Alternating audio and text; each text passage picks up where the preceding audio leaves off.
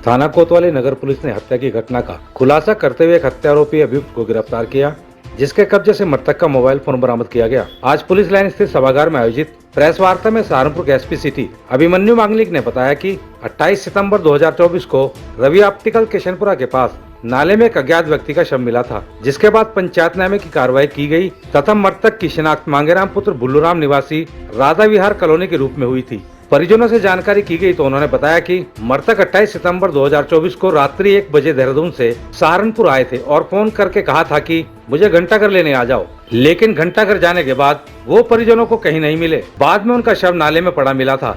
उनका बैग और मोबाइल आसपास कहीं नहीं मिला। थाना कोतवाली नगर पुलिस द्वारा सीसीटीवी फुटेज चेक करने पर पता चला कि 2 अज्ञात लड़कों को मृतक मांगेराम के पीछे जाते देखा गया है। 2 अक्टूबर 2024 को सागर सिंह की लिखित तहरीर पर 2 अज्ञात व्यक्तियों के द्वारा वादी के पिता की हत्या कर देने के संबंध में थाना कोतवाली नगर पर मुकदमा पंजीकृत किया गया। प्रभारी निरीक्षक धर्मेंद्र कुमार के कुशल नेतृत्व में 2 अक्टूबर 2024 को मुखबिर की सूचना पर थाना कोतवाली नगर पुलिस टीम द्वारा कार्रवाई करते हुए एक हत्यारोपी अभियुक्त सोनू शमशेर पुत्र अब्दुल गफ्फार निवासी वाल्मीकि कॉलोनी थाना मंडी जनपद सहारनपुर को मंडी क्षेत्र से गिरफ्तार किया गया और घटना में शामिल वांछित अभियुक्त की गिरफ्तारी का प्रयास किया जा रहा है। थाना कोतवाली क्षेत्र में एक शव मिला था नाले से, किस प्रकार से इनकी पहचान हुई थी और कौन लोग इसमें शामिल थे?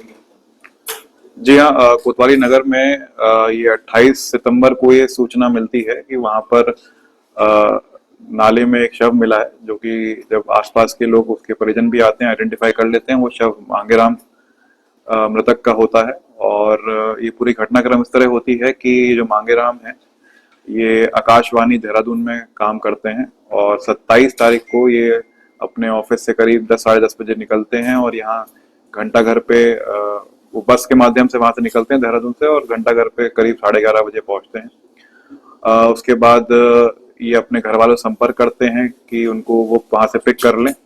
काफी देर उनके मोबाइल पे संपर्क होता है और एक टाइम के बाद मोबाइल पे संपर्क बंद हो जाता है। उनके जो परिजन हैं वो उनको पूरी रात भर ढूंढते हैं। अगले दिन थाने आकर वो जब ये बात बताते हैं तो पुलिस तत्परता दिखाते हुए उनके साथ, परिजनों के साथ, जहां जहां उनकी सीसीटीवी लोकेशन मिलती है वहां जाकर मांगेराम जी को ढूंढने की कोशिश करते हैं। उसी दौरान ये बॉडी भी वहां पे मिलती है नाले से और जब बॉडी मिलती है, बॉडी का पीएम कराया जाता है। उस टाइम बॉडी जिस हालत में मिलती है, प्राइमा फेसी उसके ऊपर कोई भी इंजरी के निशान नहीं थे और बॉडी के पीएम में जो मेन कारण आया था वो ड्राउनिंग की वजह से मृत्यु का कारण स्पष्ट हुआ था। जो परिजन हैं उनके द्वारा ये संदिग्धता जताई जाती है कि उनके साथ कुछ गलत हुआ है, तो उसी क्रम में जो स्थानीय पुलिस है वो वहाँ के कैमरे देखती है।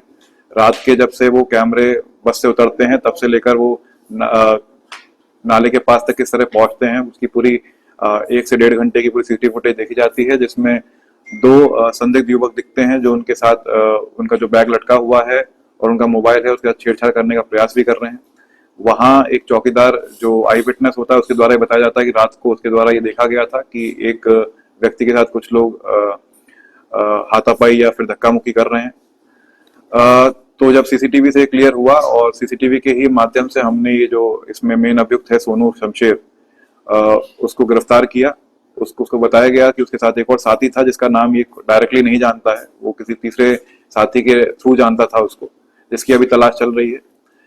इसी के पास से इनका जो मोबाइल फोन है वो बरामद किया गया है और इसके द्वारा पूछताछ में ये बताया गया कि मोबाइल फोन और बाकी पैसों के लालच में ही उनके द्वारा ये उसको धक्का देकर नाले में फेंक दिया गया था। ये दोनों अभियुक्त थे वो भी काफी नशे की हालत में थे और जो मृतक हैं उनके द्वारा भी थोड़ा बहुत ड्रिंक किया गया था, जिसकी वजह से थोड़ा अनकॉन्शियस स्टेट में जल्दी आ गए और उनके द्वारा ज्यादा रेजिस्टेंस नहीं दिखाई गई। सर, बैग भी इनके पास बताया जा रहा था उस समय के परिजनों द्वारा कि बैग भी कोई था, तो क्या बैग की बरामदगी हुई और उस बैग में था क्या था? बैग में जब पूछा गया तो बैग में उनके पास कैश तो नहीं था, कुछ कागजात थे जो उनके काम से रिलेटेड कागजात हैं, उसमें उनकी कुछ पर्सनल कागजात भी हैं। बैग अभी तक बरामद नहीं हो पाया। बैग को ढूंढने के लिए नाले में भी हमने काफी दिखवाने की कोशिश की थी। ये भी संभव हो सकता है कि जो दूसरा इसका साथी है उसके पास से इनके बैग की बरामदगी या इनके जो कागज हैं, जो इनके पर्सनल कागज हैं, वो बरामद हो पाए। तो जो 2 ही अभियुक्त पकड़े गए, क्या पहले भी उन्होंने इस तरह का कार्य किया? अभी एक ही अभियुक्त पकड़ा गया है, एक अभी अज्ञात है, उसको पकड़ने की कोशिश चल रही है। बाकी इनका आपराधिक इतिहास जो सोनू शमशेर है जिसको आज भेजा जा रहा है उस पर चोरी के मुकदमे और एनडीपीएस के मुकदमे पहले। सर मृतक की ड्रिंक कितनी थी, क्या पोस्टमार्टम रिपोर्ट में सामने आया था, कितनी थी? पोस्टमार्टम रिपोर्ट में क्लियर नहीं हो पाता है कि कितनी लेवल उसमें अल्कोहल पाया जाता है, लेकिन जो उनके ऑफिस के कलीग्स के द्वारा बताया गया था और जो उनकी बॉडी लैंग्वेज उस टाइम दिख रही थी जिस टाइम वो बस से उतरे थे, तो लग रहा था कि उन्होंने ड्रिंक की होगी। दूसरे की पहचान हुई सर, कौन है? जी नहीं, अभी पहचान नहीं हो पाई है, पहचान कराने का पूरा प्रयास किया है। इससे पूछताछ काफी कड़ाई से की गई थी, पर इसके द्वारा भी असमर्थता जताई गई कि वो उसको जानता नहीं है डायरेक्टली, वो एक इसके कॉमन मित्र है जिसके थ्रू उसको वो जानता था।